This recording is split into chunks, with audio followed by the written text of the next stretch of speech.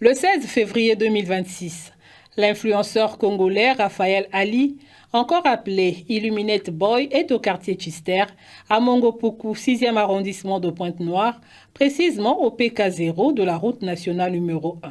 C'est ici le point de départ de sa marche de l'unité nationale qui le conduira jusqu'à Oyo dans le département de la Cuvette.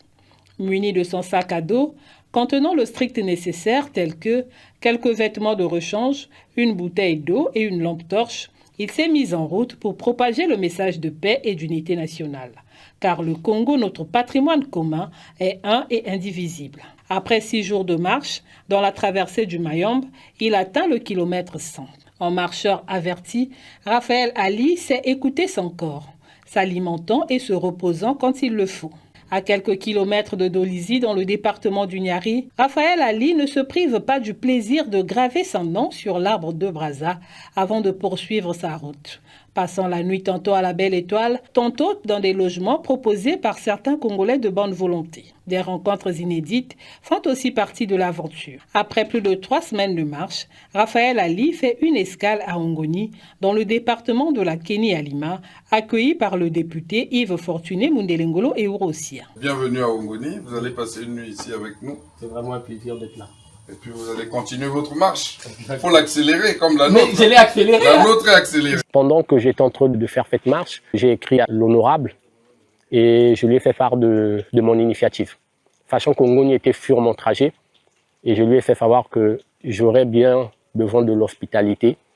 Et l'honorable est quelqu'un de très accessible. Sans prise de tête, il m'a dit « tu trouveras le couvert et le gîte auprès de moi ». Et c'est comme ça que je me retrouve ce soir à Ongoni. De Pointe-Noire à Ongoni, le parcours n'a pas été facile du tout. Mais cela en valait bien la peine au regard de l'importance du message véhiculé. Ma marche est aussi une marche qui est axée sur l'unité.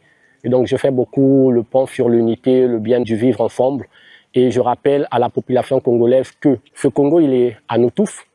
Nous avons nos ethnies, mais ça ne sert à rien d'être tribal, d'être chacun dans son coin. Et c'est ce message que je porte. Je suis très heureux parce que j'ai marché un peu de partout.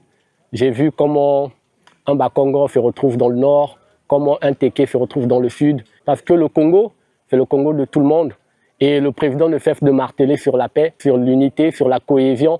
Parce qu'il n'y aura rien dans ce pays si nous ne sommes pas unis. Le Congo est plus fort si nous sommes ensemble. Continuer à cultiver l'unité, suivre vraiment cette union entre le nord et le sud. Ma mère est Kouyou et Vili. Parti de Pointe-Noire le 16 février, Raphaël Ali atteint son objectif le 16 mars 2026 en arrivant à Oyo dans le département de la Cuvette. J'ai décidé de réaliser ce que j'ai nommé la marche de l'unité, reliant Pointe-Noire à Oyo. J'ai des objectifs de jour que je me fixe. Par exemple, quand je vais quitter une ville comme Kayi, je vais me dire que je vais quitter Kayi pour Madjingu. Donc ça fait que je sais qu'en quittant Kayi pour Madjingu, je peux avoir 8 heures ou 7 heures de marche. Et si je quitte à 5 heures, je fais qu'aux environs de 14 heures, je ferai arriver. Et donc ça veut dire qu'aux environs de 14 heures, je ferai arriver. Ça veut dire que j'ai le temps de traîner, d'échanger avec la population, si je veux vraiment m'imprégner de la réalité locale. Maintenant, une fois que j'y arrive, si j'arrive à 15 heures, à 16 heures, je ne marche plus, je m'arrête, je dors et je reprends le lendemain.